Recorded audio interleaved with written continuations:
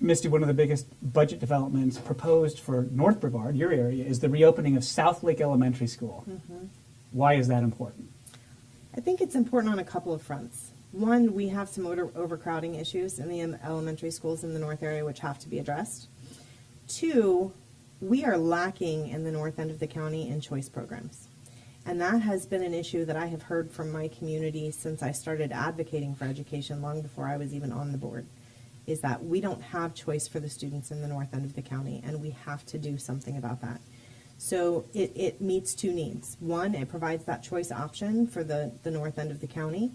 And two, it helps us to address those capacity issues so we don't have to potentially look at bringing in more portables, building additional schools, that sort of thing. So we're very excited about the possibility of the school coming to the north end.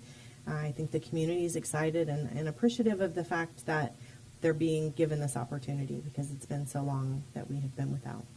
Kendall, the closure of schools in Titusville, on Merritt Island, and in Cocoa was more than just a capacity issue, it turned out. It really led to some hard feelings in our community, led to some problems with public trust, especially in, I think, the African American community in some areas.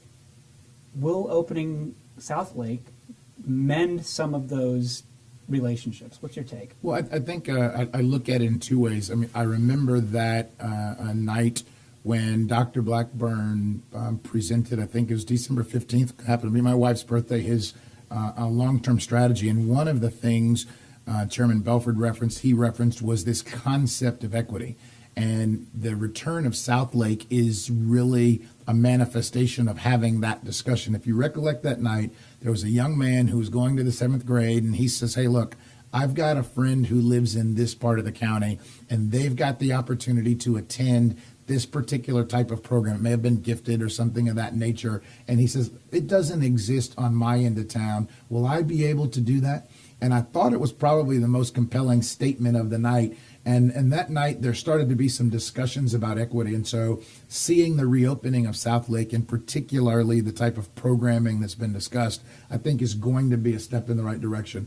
I would agree with you that there were some challenges of the past.